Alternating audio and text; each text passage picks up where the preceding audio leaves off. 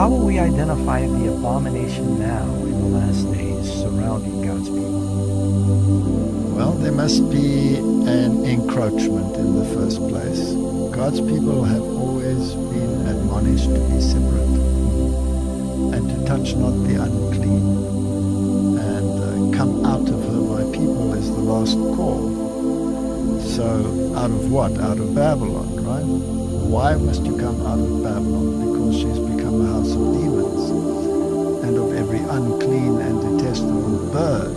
An unclean bird as opposed to a clean bird, that is a false spirit that is dwelling in them.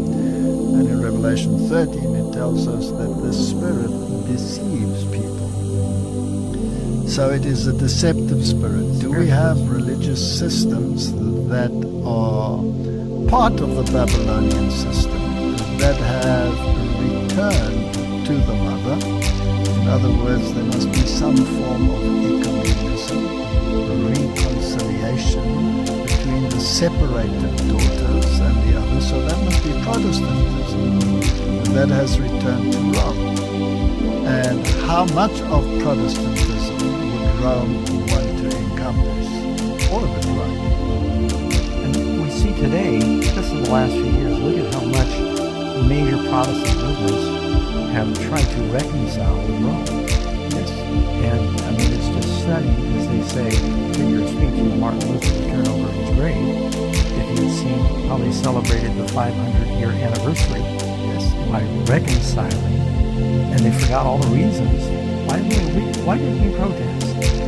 And Didn't they say the protest is over recently? Didn't they make a joint declaration of justification? Now, that joint declaration is probably the most idolatrous thing of the times in which we are living in. And it's so cleverly written that you won't see that it is idolatry. So together we confess that by grace alone, through Christ's saving works, we are justified. Now, that is an abomination, because the real one is by faith alone, and not by grace. Grace is an issue, of course, but if you were mean to me, I could give you grace, but I couldn't save you by faith alone. It is by faith that you are saved, nothing else. It is by faith alone, and not through Christ's saving works, but through the blood of the Lamb, because without the shedding of blood, there is no forgiveness of sins. So by faith alone, in the atoning blood of Christ, you are justified. That's God. We've replaced it with grace, and we've replaced it with works. And if you take the treasury of merit to which the Pope has access, then that works, or those works that are referred to of Christ, are put on the same level as the works of merit or any of the saints. They're put into the basket which is called the treasury of merit, which can be applied to give you time off from burning. I think at the year of this recording, they've got like a year jubilee where the Pope is opening that door, and you've got to go to Rome, walk through this door, and you get merit. Or Get merit, exactly. Walking through a wooden portal. And what people don't understand out there is, no matter how you cut it, if you have a purgatory where you have to pay for your forgiven sins, then you don't have a sin bearer. You become the sin bearer, because in purgatory you pay for it. So purgatory is a denial of the atonement. And the Jesuits have constantly claimed that the atonement was not for you. It was just an act of obedience. It was his works. He was obedient unto death, but not for you. And not for you. You still have to bear your own sins and do your own penance. That's salvation by works. That is the mark of Cain. Offering the fruit of his labors, he said. So, this frightful warning that Jesus gives, when you see the abomination, when you see it being headed in, and among the things that I was just reading, I was reading through the Bible today,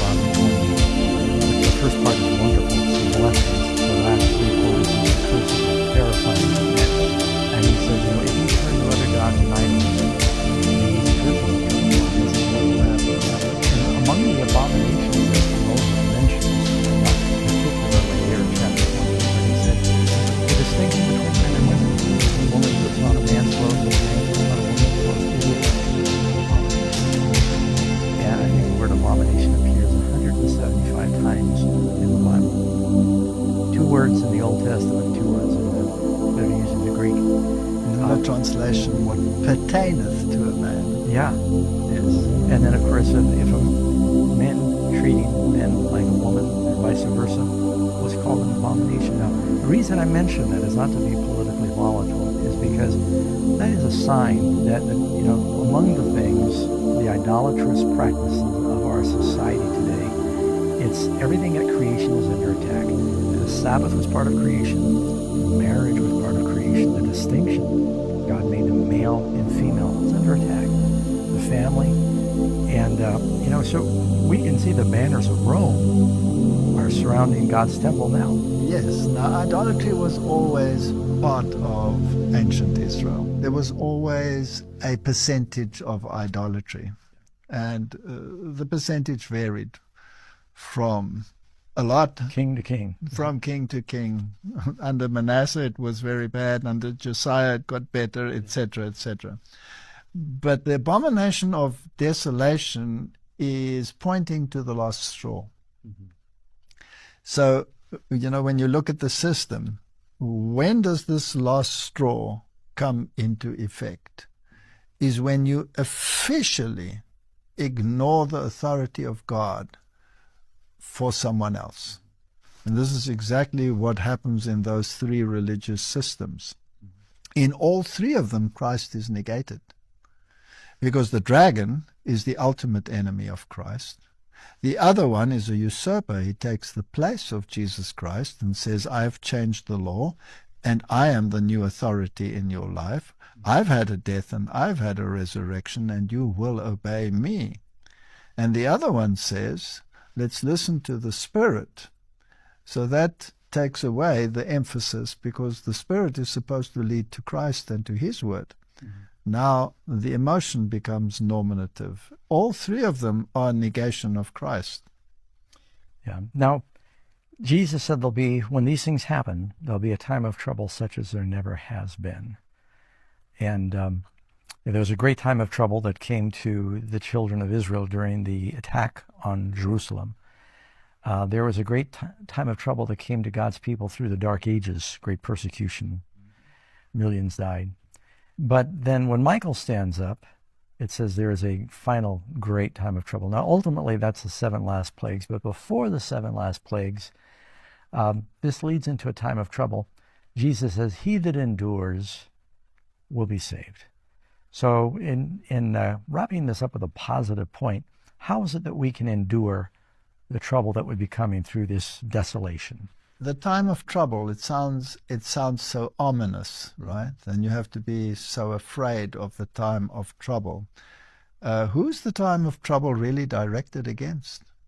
Isn't it against Babylon and its associates? The plagues are falling on Babylon. Yes, they're falling on Babylon. They're not falling on God's people. That's right. The last 7 plagues in Egypt never affected God's people. We've got to make sure we come out of Babylon. Yeah, there were 10. The first 3 affected them. Right. But at the end, there are only 7. Mm-hmm.